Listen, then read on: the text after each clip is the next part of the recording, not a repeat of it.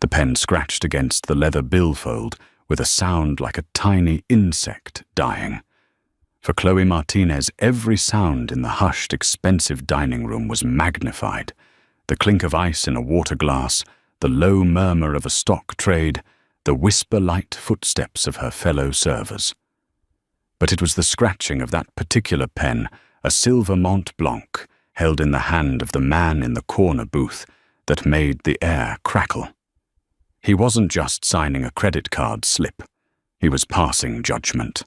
And when he finally looked up, his eyes, the color of a winter sky, held no warmth, only a chilling, dismissive verdict that would ignite a fire she thought had long been extinguished. The Gilded Sparrow wasn't just a restaurant, it was a theater. Perched on the 47th floor of a skyscraper overlooking Central Park, it was a stage where deals were signed, alliances were forged, and fortunes were celebrated. The clientele was a curated list of New York's elite, and the staff were expected to be silent, flawless performers in a nightly ballet of service. Chloe Martinez at 28 felt like a ghost haunting the production. 6 months ago, she had been one of the architects of this theater. Not in the brick-and-mortar sense, but in the human sense. From a corner office, 30 floors higher in the same building, she had been the National Director of Training and Guest Experience for the Aurelian Restaurant Group, the parent company of the Gilded Sparrow, and 24 other high-end eateries across the country. Her masterpiece was a 250-page document bound in navy blue leather, titled The Aurelian Way. It was more than a training manual, it was a philosophy. It detailed everything from the precise angle at which a wine bottle should be presented, 85 to display the label without dripping, to the 3-tiered method of handling a complaint. Listen, empathize, solve. She had spent 2 years of her life on it, conducting focus groups, shadowing staff, and analyzing terabytes of customer feedback data. It had been her baby, her magnum opus. The program she designed had increased customer retention by 18% chain-wide, and more importantly to her, had decreased staff turnover by a staggering 22% because it empowered employees, giving them autonomy and a sense of pride. Then the market had a correction, a polite term for a bloodbath. Aurelian's stock dipped. A new aggressive majority shareholder demanded streamlining. That was another polite term. Chloe, along with her entire department, was deemed a luxury expenditure. The CEO, a man named Arthur Caldwell, whom she had once respected, had given her the news with a pained expression that didn't quite reach his eyes. "It's not personal, Chloe. It's just numbers. We have to trim the fat." The fat was her career, her 6-figure salary, and her pride.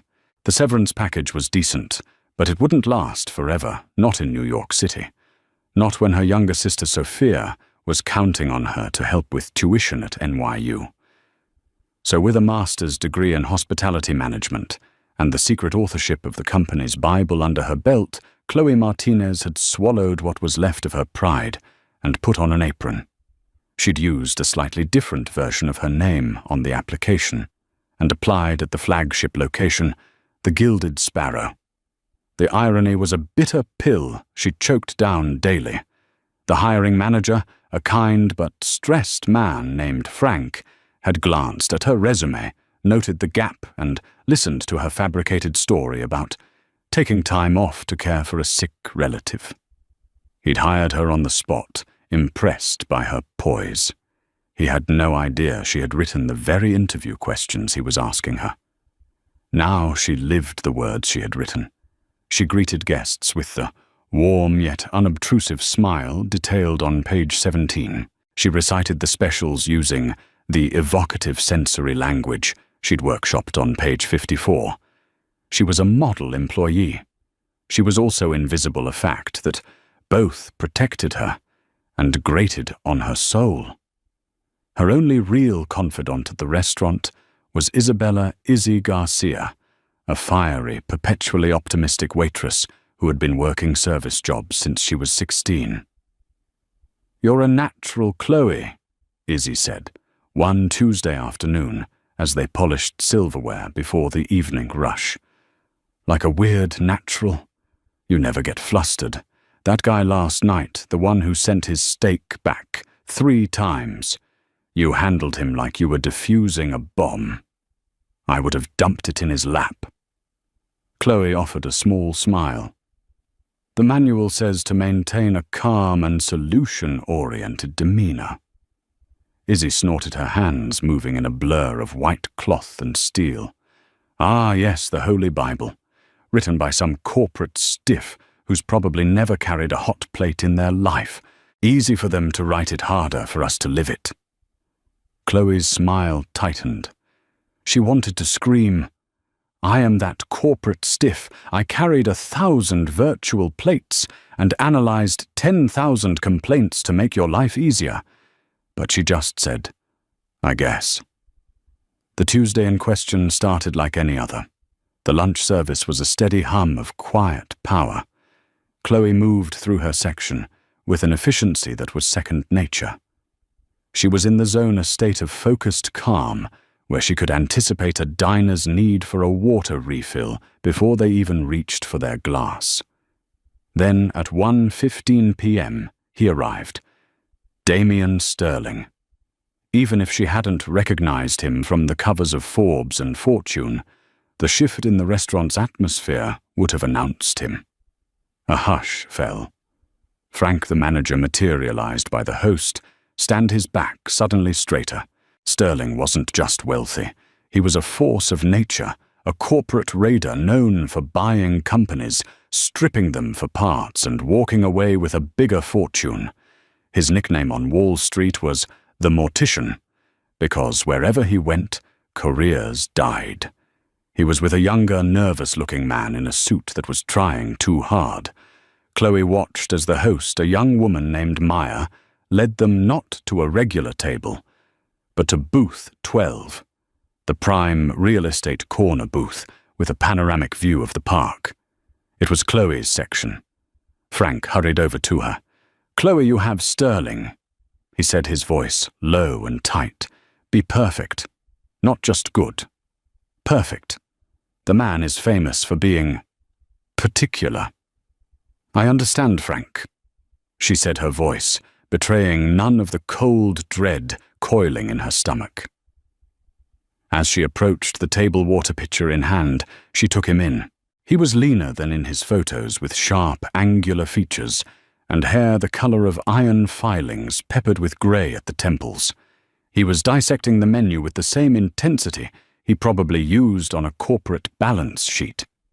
His associate, whom he called Peterson, sat stiffly, eyes darting around the room, as if looking for an exit. "Good afternoon, gentlemen. Welcome to the Gilded Sparrow. May I start you with some water? We have still or sparkling." Chloe said, her voice, the perfect modulated tone prescribed on page 22 of The Aurelian Way.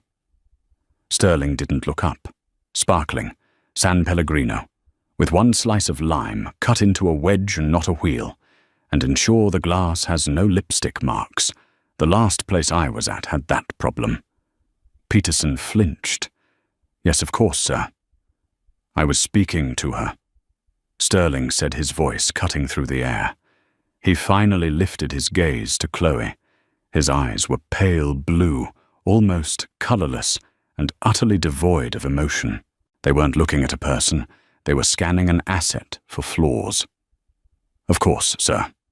1 San Pellegrino lime wedge, pristine glass." Chloe replied, her face a mask of professional calm. She didn't flinch. She had written the protocol for excessively specific guest requests on page 98. Validate the request repeat for clarity and execute flawlessly. The lunch was a minefield. Sterling questioned every ingredient. "The seared scallops," he said, tapping the menu. "Are they diver caught or dredged?" "Diver caught, sir. From George Bank," Chloe answered without hesitation. "And the risotto it comes with. Is it made with carnaroli rice or arborio? Carnaroli for its higher starch content and firmer texture. What's the vintage on the Sancerre you're recommending? 2023, sir. It was a spectacular year for the Loire Valley. Crisp, excellent minerality. It will cut through the richness of the risotto beautifully.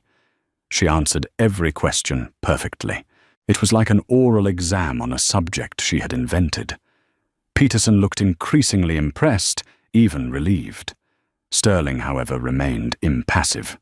He ordered the scallops while Peterson, after a nod from his boss, ordered the same. As she served the meal, Chloe operated with surgical precision. She placed the plates down from the right, cleared from the left. She poured the wine to the exact level. She anticipated their need for more bread. She was a ghost, a perfect servant, exactly what her manual demanded. Sterling ate in silence, his expression unreadable. When he was finished, he pushed his plate an inch forward. That was the signal. Chloe cleared the table. Was everything to your satisfaction, sir? For the first time, a flicker of something crossed Sterling's face. It wasn't pleasure. It was a kind of cold amusement. It was adequate. He said the word hanging in the air like an insult. He declined dessert and coffee. Just the check. Chloe brought the leather billfold containing the $348.50 check. She placed it discreetly on the table and turned to leave. "Wait," Sterling commanded. She turned back. He was holding his Mont Blanc pen. He looked from her to the check, and then back to her. A long, silent moment passed. He was making her stand there, a deliberate power play. Finally, he scribbled on the merchant copy of the receipt, inserted it back into the billfold, and stood up. Peterson scrambled to his feet. Without another word or a single glance in her direction, Damien Sterling walked out of the restaurant, leaving a wake of silence behind him. Chloe's heart pounded. She waited until he was in the elevator before she dared to approach the table. Her hands trembled slightly as she opened the billfold. She looked at the credit card slip first. On the tip line, he had drawn a thick, definitive line through the space and written a large, stark Ursunas. Her breath hitched. It was a slap in the face. A zero tip from a billionaire wasn't just cheap. It was a statement. It was meant to demean. But it was the note he had scrawled at the bottom of the receipt that made the blood drain from her face. 4 words written in sharp, angry script. Staff is clearly untrained. Untrained. The word echoed in the silent, empty space of her mind. He hadn't just insulted her. He had taken a razor blade to the very core of her professional life, to the one thing she had poured her soul into. He had looked at the living embodiment of her work, her masterpiece of service, and declared it worthless. She stood there frozen, the receipt clutched in her hand. Frank and Izzy were watching her from across the room, their faces etched with concern. But Chloe couldn't see them. All she could see were those 4 words. It wasn't about the money. It was about the lie, and in that moment, the ghost of Chloe Martinez, the corporate director, began to stir from her slumber, and a cold, hard anger started to take root. An anger that promised it wouldn't remain silent for much longer. The walk to the employee locker room was the longest of Chloe's life. Each step on the polished concrete floor of the back corridor echoed the word in her head, untrained, untrained, untrained. She felt a dozen pairs of eyes on her back. News in a restaurant travels faster than a spilled tray of drinks. The busboy, the line, cooks, the other servers they all knew. The billionaire in booth 12 had stiffed her. She pushed open the door to the locker room and leaned against the cool metal of her locker, the offending receipt still crumpled in her fist. The 0 felt like a brand, the note a final cruel twist of the knife. Izzy came in moments later, her usual bubbly energy replaced by a quiet fury. "I saw. That son of a... I can't even say it. Chloe, don't let him get to you. He's a miserable old ghoul who probably gets his kicks from making people feel small."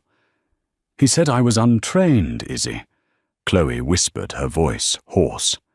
"I did everything by the book. Everything." "The book doesn't account for sociopaths," Izzy countered, sitting on the bench beside her. Frank went over to the table after they left, said it was immaculate, not a crumb out of place. He's pissed. He's going to comp the meal from the house so it doesn't mess up your checkout. "That's not the point," Chloe said, finally, unclenching her fist and smoothing out the receipt. She stared at Sterling's sharp, arrogant handwriting. He wasn't just being cheap. This was deliberate. It was a performance. "What do you mean? The questions about the food, the wine making me stand there while he signed the check." "He was testing me. He was looking for a reason to be dissatisfied, and when he couldn't find one, he just made one up." Frank appeared at the doorway, his face grim. "Chloe, you okay? Don't you worry about this. I've been in this business for 30 years. Some people are just black holes. They suck the joy out of everything. You did a perfect job." Chloe looked up at her manager, a man who unknowingly praised her for following rules she herself had written. The irony was a fresh wave of nausea. "Thanks, Frank. Take an extra 15, he said with a sad smile. "And for what it's worth, I'd take a team of untrained people like you over a pro like him any day." But Sterling's insult festered. It was more than a personal slight. It felt like an attack on the entire system she had so painstakingly built, a system designed to create value to foster respect between guest and staff. He had looked at that system and spat on it. The rest of the shift was a blur. Chloe moved like an automaton, her smile pasted on her movements precise, but her mind was a maelstrom. She kept replaying the lunch, every word, every gesture. What had she missed? What had he seen? The answer was chilling. He had seen exactly what he wanted to see. Perfection. And he'd chosen to call it a flaw. The next morning, the reason became devastatingly clear. Chloe was sitting at the tiny kitchenette table in her cramped Brooklyn apartment, nursing a cup of coffee and trying to help Sophia with a scholarship essay via FaceTime. Sophia's bright, hopeful face was a stark contrast to the grey dread that had settled over Chloe. "So I'm arguing that microloans have a greater long-term impact on community development than large-scale corporate grants." "What do you think?" Sophia asked. "It's a strong thesis, Soph," Chloe said, trying to inject some enthusiasm into her voice. "Just make sure you back it up with solid data." "Always with the data?" Sophia teased. "You're such a nerd." An alert pinged on Chloe's laptop. It was a news notification from the Wall Street Journal, a holdover from her corporate days. The headline made her blood run cold. "Sterling Ventures announces hostile takeover bid for Aurelian Restaurant Group." Her hand flew to her mouth. Sophia's voice faded into the background as Chloe clicked the link, her heart hammering against her ribs. The article laid it all out. Damian Sterling's investment firm, Sterling Ventures, was making a play for a controlling stake in Aurelian. The stock had been undervalued, the article said, and Sterling was a vulture investor, known for acquiring such companies. And then she saw the quote from Sterling himself. It was part of his official statement, his justification for the takeover. "The Aurelian Group has grown complacent," the statement read. "Its brands, while once prestigious, are suffering from a lack of rigorous oversight and systemic failures in staff training. The guest experience has become inconsistent, the so-called Aurelian way, a hollow marketing slogan. My firm sees significant potential value, but only after a complete operational overhaul, which will include streamlining redundancies and implementing a more disciplined, results-oriented service model. Chloe dropped her phone. Sophia's face, frozen mid-sentence, clattered onto the table. Systemic failures in staff training, a hollow marketing slogan.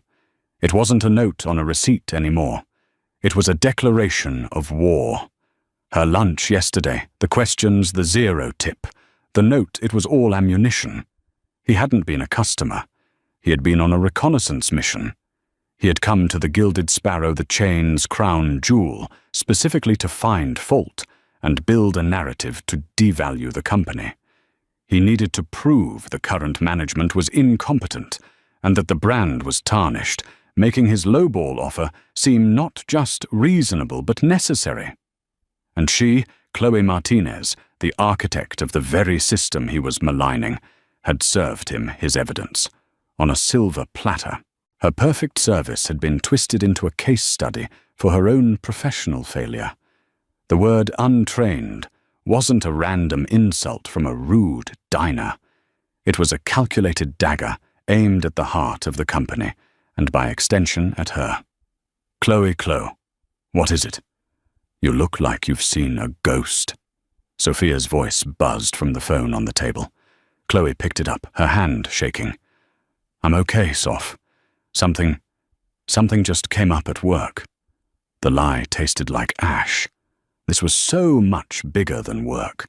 This was about her legacy, her name, even if no one knew it was hers.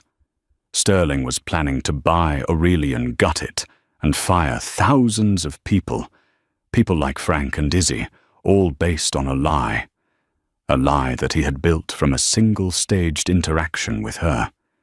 For 6 months, she had been content to be a ghost, to be invisible.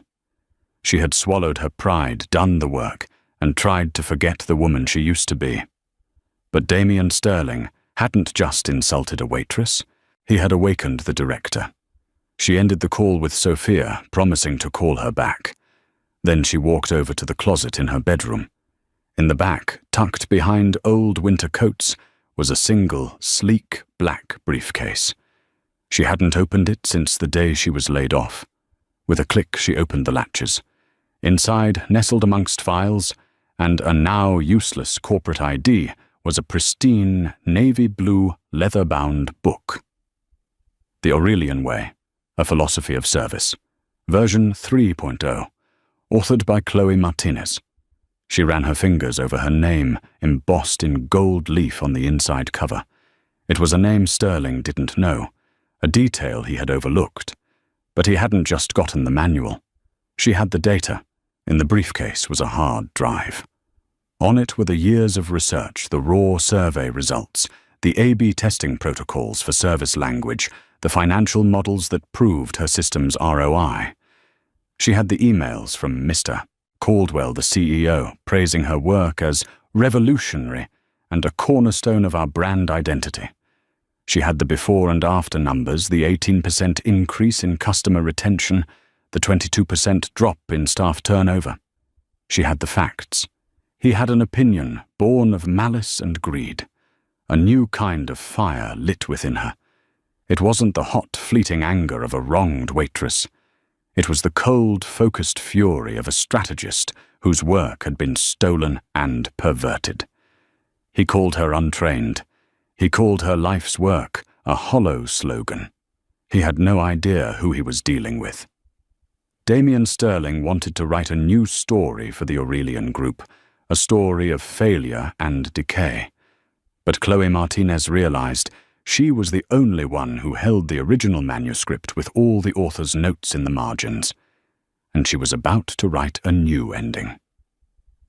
The slam of her apartment door echoed with a finality that surprised even her. Chloe leaned against it, the cheap wood cool against her back, and took a deep, shuddering breath. The air in her cramped Brooklyn apartment had never felt so charged, so full of potential. For 6 months, this space had been a refuge, a place to lick her wounds and shrink from the world. Now it was a command center. She called in sick to the Gilded Sparrow, her voice a convincing blend of fatigue and apology. Frank was immediately solicitous. "Of course, Chloe. Take all the time you need. Don't worry about a thing here." The kindness in his voice, the genuine concern for the waitress he thought was still reeling from a billionaire's insult, was the only fuel she needed. He and thousands like him were what she was fighting for. Her first act was to resurrect a ghost, her former self. From the back of her bedroom closet, buried under a non-committal pile of off-season clothes, she retrieved a sleek black leather briefcase. It was a relic from her past life, untouched since the day Arthur Caldwell had politely and efficiently dismantled her career. The twin latches clicked open with a sound like a rifle bolt being drawn back. The faint, familiar scent of leather and expensive paper filled the air. Inside lay the artifacts of the woman. She had been a stack of business cards with her name and title, a now useless corporate ID, and a heavy silver pen. And beneath it all a small black external hard drive. Her Arc. Plugging it into her laptop, she watched as years of her life flooded the screen. Not just the final, polished version of the Aurelian way, but everything that had gone into its creation. The raw data from thousands of customer surveys, the transcripts from focus groups with nervous, hopeful servers, the financial models, a labyrinth of spreadsheets that projected the return on investment for treating employees with respect. It was all there, a digital monument to a philosophy Damian Sterling had dismissed with a flick of his pen. The next step was reconnaissance. With a mix of trepidation and grim satisfaction, she opened a secure browser and navigated to the Aurelian Group's internal employee portal. Her credentials, Martinez Deer, were saved in the browser. She typed in her old password, Aurelian Way 2024, fully expecting a red "Access Denied" message.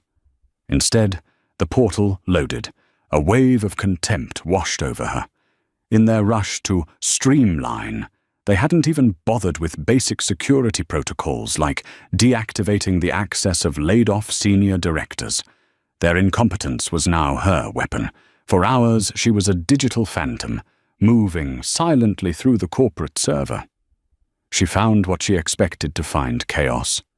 She read panicked email chains between board members, their language a frantic dance around the collapsing stock price. She saw draft after draft of press releases, each one weaker and more defensive than the last. She found a preliminary report commissioned in response to Sterling's bid that was already starting to internalize his narrative, suggesting aggressive cost-cutting measures and a re-evaluation of training expenditures. They were getting ready to sacrifice her work on the altar of appeasement. Rage, cold and pure, settled in her bones. This wasn't just about her pride anymore. This was about preventing a massacre. She turned back to her own data, her fingers flying across the keyboard. She wasn't just a waitress or a director now. She was a lawyer building an airtight case. She didn't just compile the data. She wove it into an undeniable narrative. The presentation she built was a masterclass in corporate warfare. She began with Sterling's own words, big and bold on the screen. Systemic failures in staff training. A hollow marketing slogan. Then she dismantled them, piece by brutal piece. She created a slide showing the 22% reduction in staff turnover, not as a percentage, but as a human figure. 482 employees who chose to stay. She translated the savings, $4.3 million, into tangible assets, equivalent to the construction and launch of a new flagship restaurant. She visualized the 18% increase in customer satisfaction with a vibrant upward trending graph, but she annotated it with actual quotes from customer surveys, the very quotes she had spent months analyzing. The server was so intuitive it was like she read my mind. One read.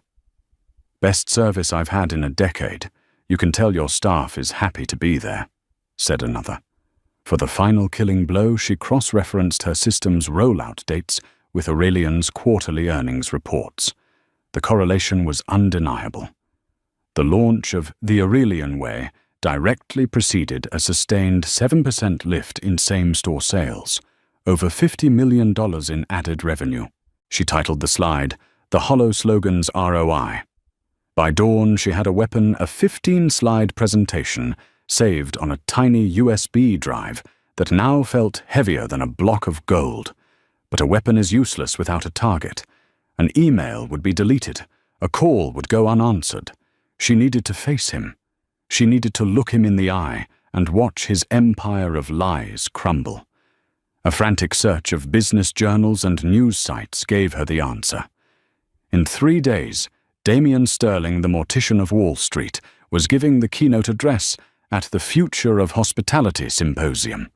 The hypocrisy was breathtaking. He was going to stand before his peers and preach about the future of an industry he was actively trying to gut. The venue was the New York Marriott Marquis, a veritable fortress of conference rooms and security guards. Her plan began to form a wild, audacious gambit, born of desperation, and the unique knowledge gleaned from years in the service industry. She knew that events of this scale were ecosystems with their own hierarchies and blind spots. While everyone watched the stage, no one watched the people serving the drinks. She scrolled to the bottom of the event's webpage, past the photos of the speakers and the schedule of panels. She found what she was looking for in the fine print, the list of official vendors. VIP lounge catering, provided by Prestige Event Staffing. A smirk touched her lips. She knew Prestige.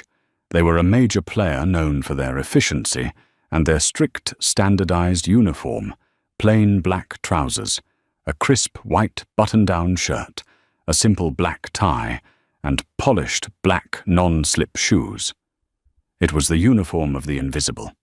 The next day was spent on acquisition. A trip to a uniform supply store in a dreary corner of Queens provided the clothes. They felt stiff and foreign against her skin. As she looked at her reflection, she saw a stranger, not Chloe the director in her tailored suits, nor Chloe the waitress in her gilded sparrow apron. This was someone new, a soldier donning her camouflage. She practiced holding a serving tray, her movements economical and smooth, just as she'd taught others. She pulled her hair back into a bun so severe it pulled at her temples, erasing her features into a mask of professional anonymity. The morning of the symposium arrived, grey and tense. Chloe felt a tremor of fear in her hands as she clipped on the black tie. Was this insane? What if she was caught? Sterling had the resources to crush her, to bury her in litigation until she was bankrupt and broken. She thought of Izzy's cheerful face. She thought of Frank's tired but decent eyes. She thought of her sister Sophia, so full of hope for a future Chloe was fighting to secure. The fear receded, replaced by a steely resolve. She didn't try the front door of the Marriott. She walked around the block to the service entrance, a humming, chaotic world of clattering carts and shouting voices. She timed her entry perfectly, falling in step behind a group of actual Prestige workers, wheeling in a cart of linen. Clutching a tray of empty water glasses she'd brought from home as a prop, she walked in with the unearned confidence of someone who belonged there. No one blinked. No one questioned. She was just another body filling a uniform. Navigating the labyrinthine corridors of the hotel's back of house, she followed the signs for the grand ballroom.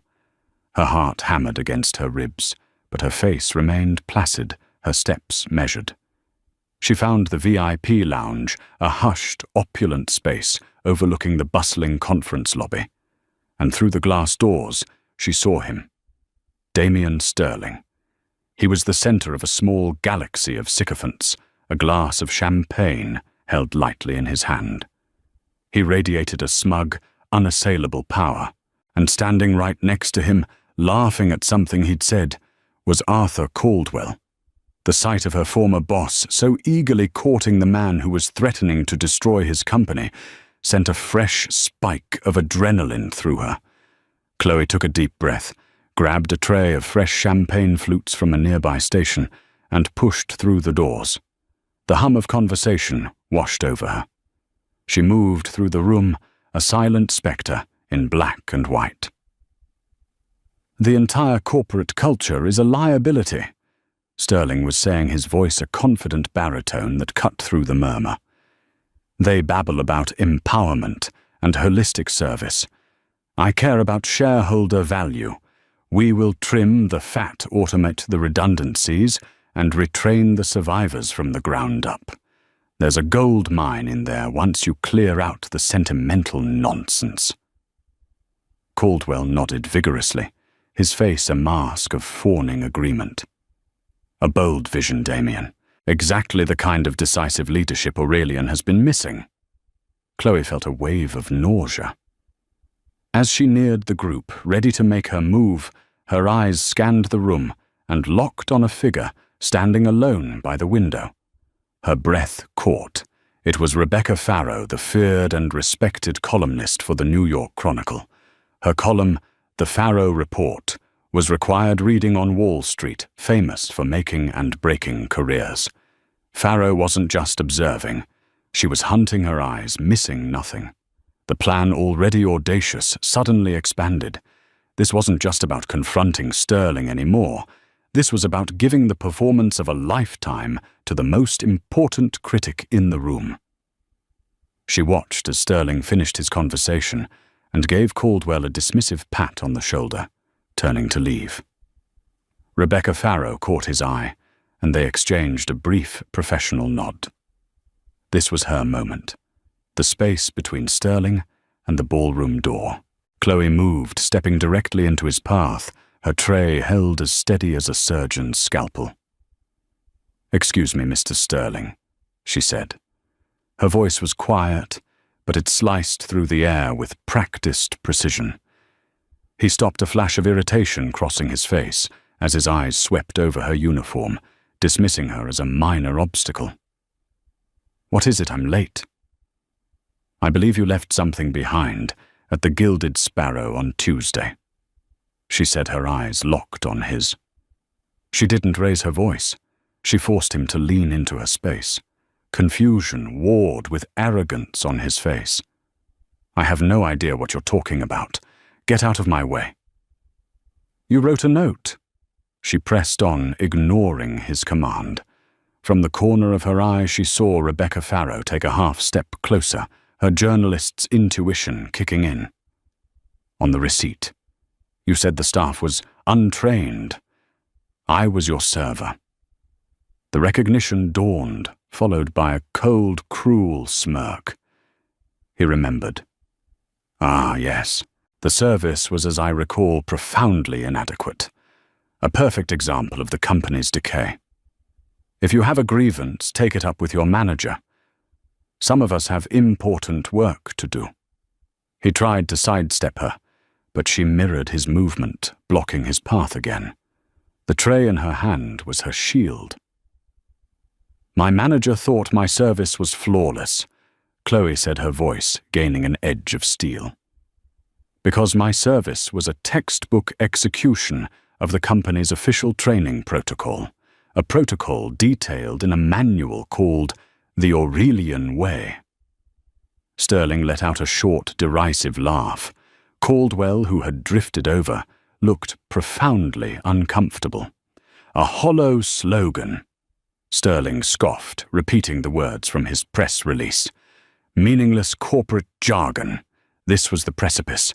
Chloe took a breath and plunged. "It's not jargon, Mr. Sterling.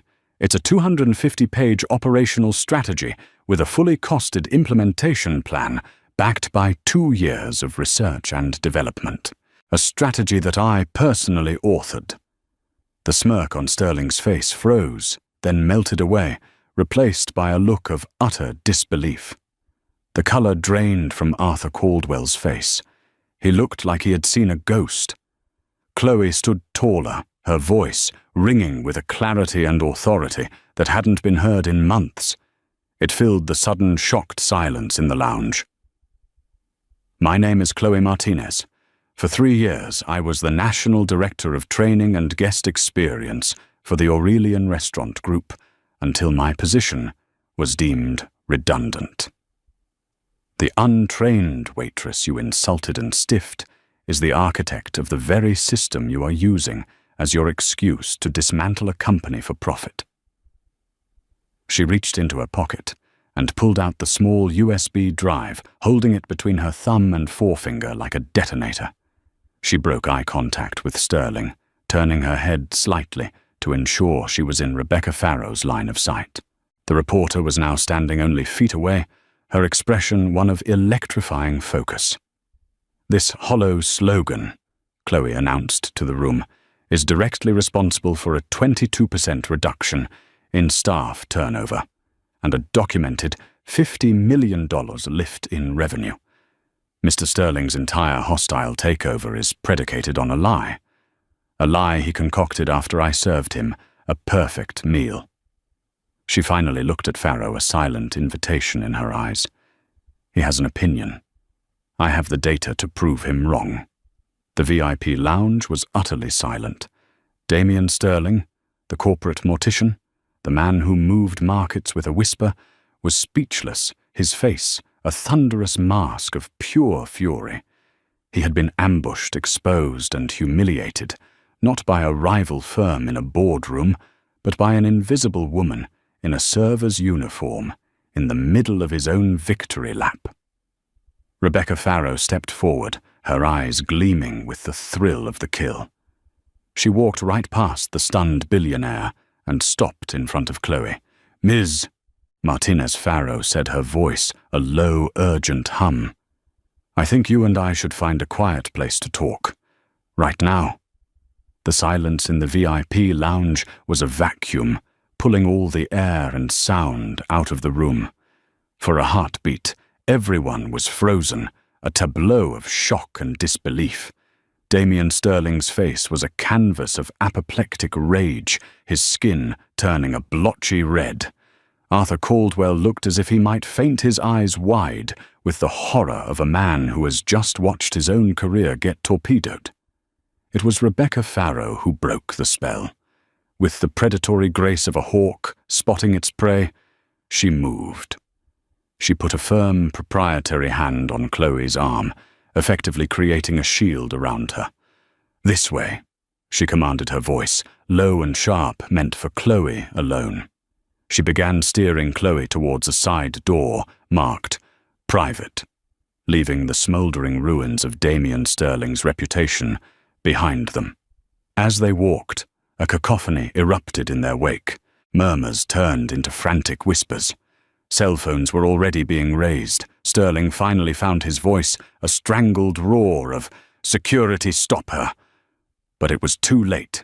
Farrow, a titan of the industry in her own right, simply flashed a press badge at a bewildered guard and pulled Chloe into the sanctuary of an empty meeting room, locking the door behind them.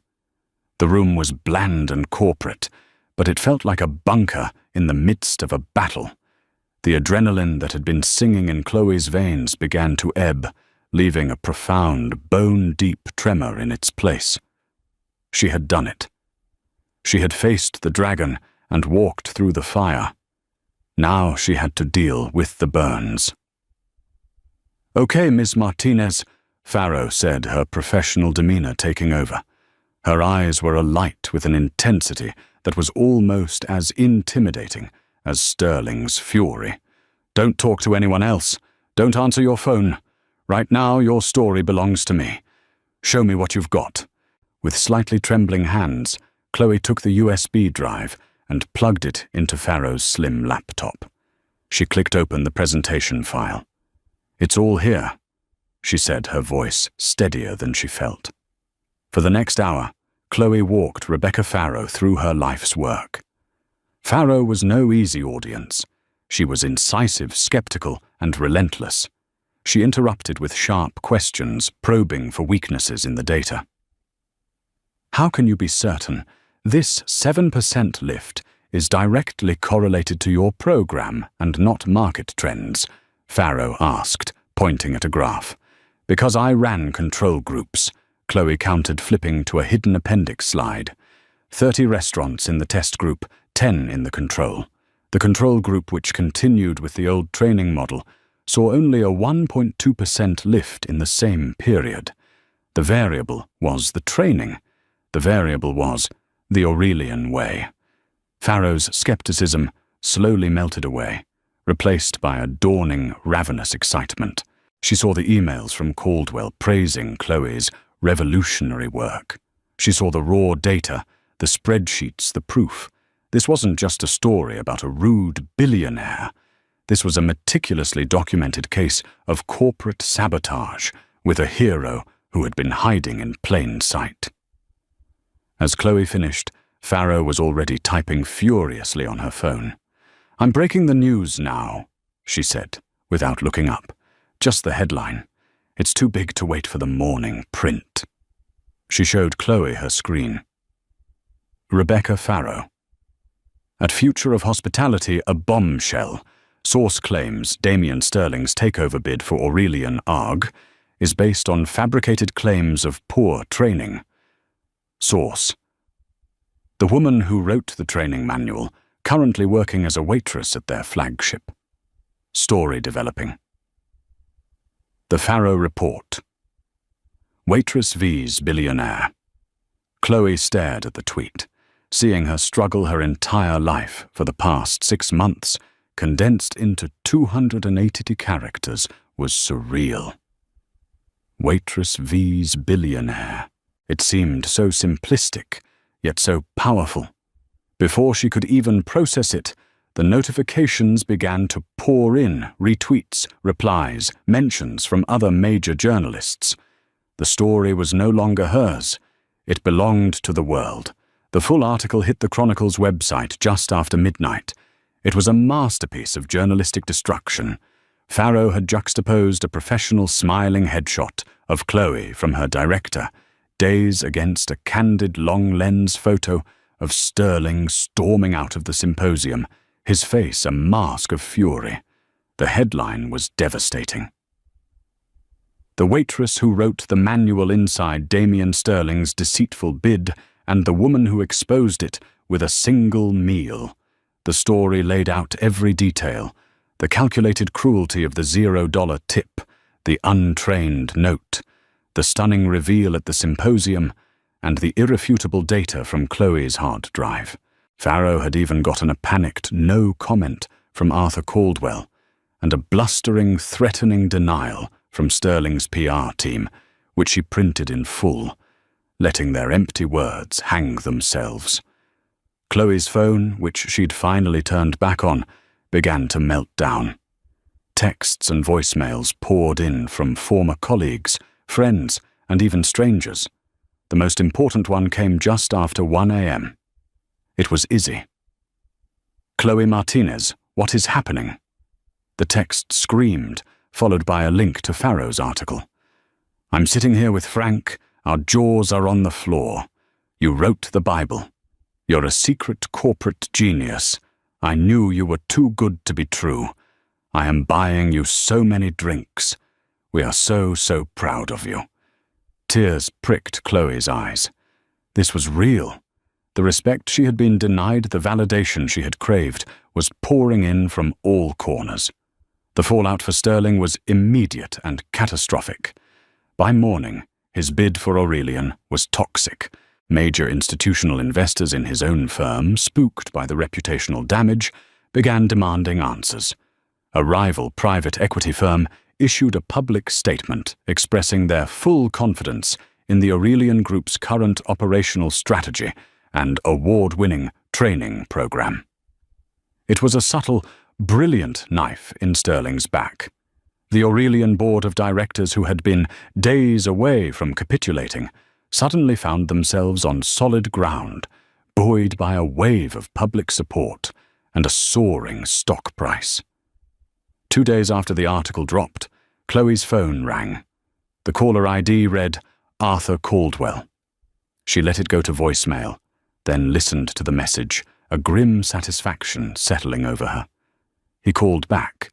This time she answered, putting the call on speaker as she brewed a cup of coffee in her small kitchen. "Chloe." Caldwell began, his voice strained and stripped of its usual confidence. Chloe, I am so profoundly sorry. What I did, letting you go, it was the single worst business decision of my career. I was a fool and a coward. I let the numbers on a spreadsheet blind me to the actual value you created. Chloe remained silent, letting him squirm. The board and I have unanimously voted to reject Sterling's bid. He continued, rushing to deliver the good news. We've also voted to make this right. We want to offer you your job back. Not just your old job. We want to create a new position for you. Executive Vice President of Human and Guest Experience Strategy, reporting directly to me. Name your salary, Chloe. Whatever it is, we'll pay it. Please, come home. The offer hung in the air, glittering and seductive. It was everything she had wanted, everything she had dreamed of for 6 agonizing months. The title, the money, the recognition, vindication. But as she looked around her small apartment, the war room that had launched a corporate coup, she realized she wasn't that person anymore. The woman who wanted her old job back had been a ghost. The woman on the phone now was a general who had just won a war. "Thank you for the offer, Arthur," she said finally, her voice calm and measured. "I am genuinely grateful that the board sees the value in my work now. But I have to decline." The stunned silence on the other end of the line was more satisfying than any salary. "I can't come back," she explained, not out of spite, but out of a newfound clarity.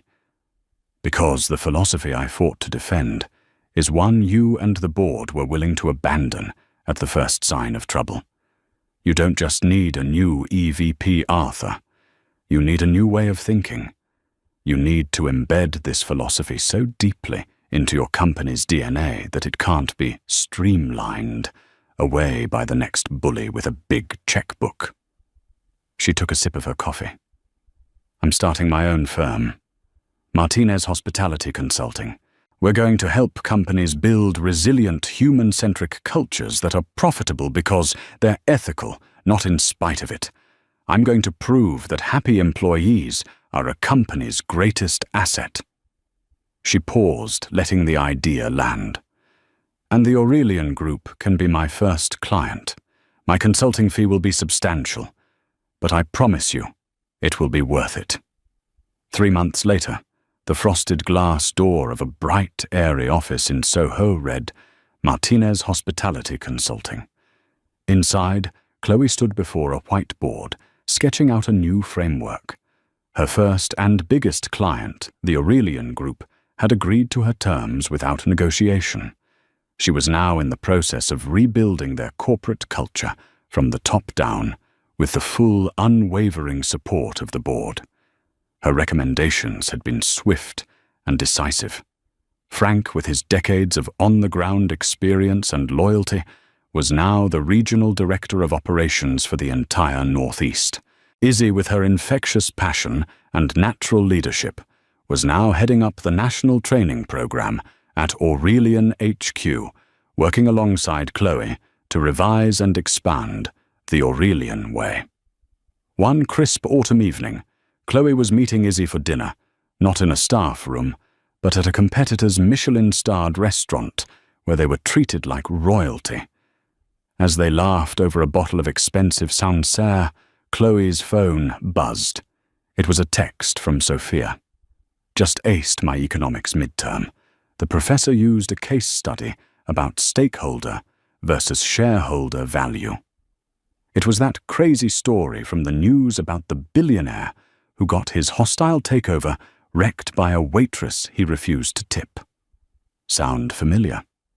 Said it was the best example of asymmetric information and reputational leverage he'd ever seen. "So proud of you, big sis. You're literally a textbook case."